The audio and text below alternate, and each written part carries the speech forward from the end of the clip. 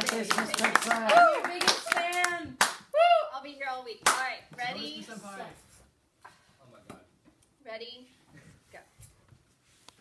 Hello, as you know, I am Miss Pickslay, and I did my multi-genre project on Katie Davis, a woman who is the same age as me and is changing lives in Uganda.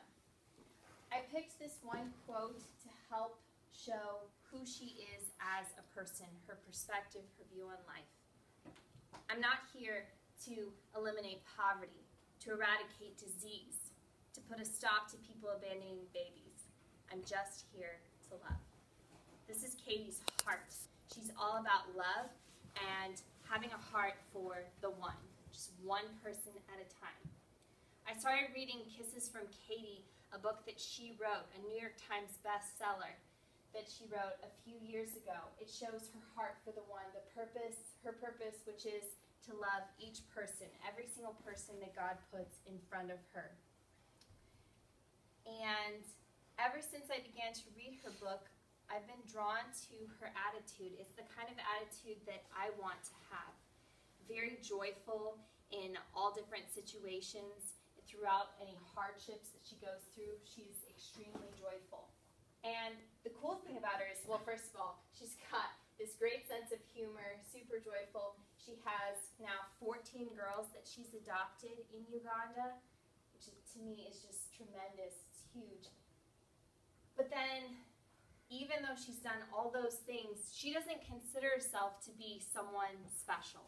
She doesn't consider herself to be someone extraordinary. She just sees herself as someone who said yes, who was simply obedient to what she felt called to do. Someone who simply is an ordinary person serving an extraordinary God. So to help me show all the research that I did, I chose 4 different genres. The first one you're going to see is a Facebook page that I created, and then a prayer and an email that combine one story and show 2 different perspectives, and then a wanted poster at the end to help wrap things up. So the very first genre is a Facebook page. I used a Google template. It's kind of old school Facebook, but it does the trick. And what this does is it serves as an introduction into who Katie is as a person. For example, it talks about how she's from Nashville, Tennessee. She grew up there all the way until she was 18, and then moved to Uganda for a year, ended up staying there, and that is now her home where she's raising these 14 girls. She recently got married and is now working at Amazima Ministries and started the school, Amazima School. I took these 2 status updates from her Facebook page. Now, there were certain things that I couldn't get from her Facebook page, such as her friends list. So I put my own friends on the left-hand side. Also on the left-hand side, you'll see in very tiny letters how she wrote the book, Kisses from Katie, as well as a link to her blog. On the right-hand side, I put ads that show organizations that she supports. And this, again, is just to kind of serve as an introduction to who she is as a person. It was really hard to pick one story, one single story that represents who she is. But I decided to pick this one that talks about this old woman that kept coming to her for help. And I use a prayer to show the woman's perspective and an email to show Katie's perspective. So I'm going to start with the prayer. If you want to hit the lights, Jesse. And this prayer is from the old woman's perspective. Oh dear. Okay. So this is what you don't want to do. Okay. Dear Mungu, please show me what to do. I look down at this sweet child I hold in my arms, and I feel helpless. She is 2.5 years old, and she has never walked. I do not know what is wrong with her, but there is no money to visit the hospital. I felt in my heart you say, go to the white woman with many children and ask her for help. But Mungu, I did this one day and another day, day after day, But she'd say no. She'd say no once, and then she'd say no every single time. So why you tell me go to her? I'm Sarah's Jaja, and I can do nothing. Please tell me something different, or speak to the heart of the white woman, to take Sarah, to take her, and to love her. So, lights. This shows the distress that many women, including this old woman, experience daily, where they can't take care of the children that they have, whether it's their own child or their grandchild or someone else's child. And Katie is someone that now in that community everyone sees as a beam of hope. And so this woman kept going to Katie day after day. So then I have the email that I created pretending to be Katie and writing to her dad. And this email shows what was going through Katie's mind when this woman kept coming to her. Lights again. Dearest Dad, do you remember how you tried so hard to convince me to go back with you, to return to the States? Even though I disagree with you, I love you for fighting so hard in what you thought was best for me.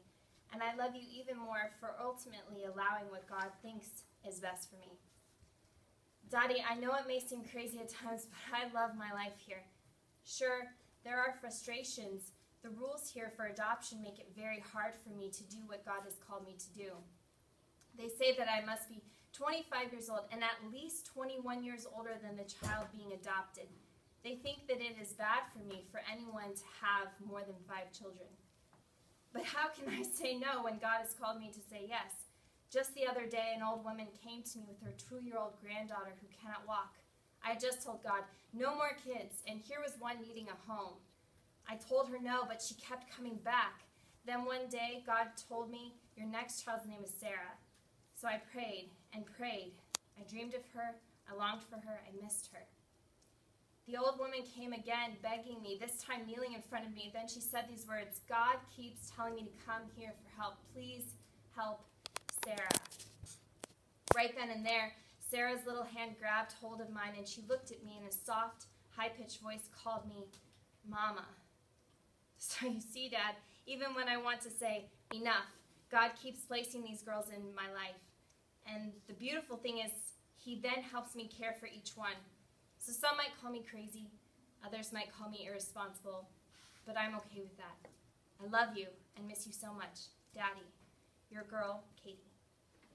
Lights. So this email serves to show that she's human. She struggles. She wants to say, enough, I cannot do anymore. But then on the other side, she's also obedient, and she feels that God is calling her to something, and she will not back down. She will not refuse to do something that she can do. My last genre is a simple wanted poster to show how each child is wanted by Katie, whether it means that she's going to take them in or find some place for them to be. She will care for them and love them, and each of them is priceless. There is no price you can put on a child. And in all of this, I found more and more that she is who I want to be. She has the attitude I want to have. And I'm looking forward to continuing. I haven't fully finished her book, and I can't wait to finish it. I'm looking forward to reading more of her blog, finding out more about who she is and what she's doing. And if you want to read more about her, learn more about her, you can read her book, Kisses from Katie. There are also 2 interviews that I read that have information about her, the adoption process, all the various obstacles she faced, and I hope that you would, because she is very inspiring. Thank you so much for listening.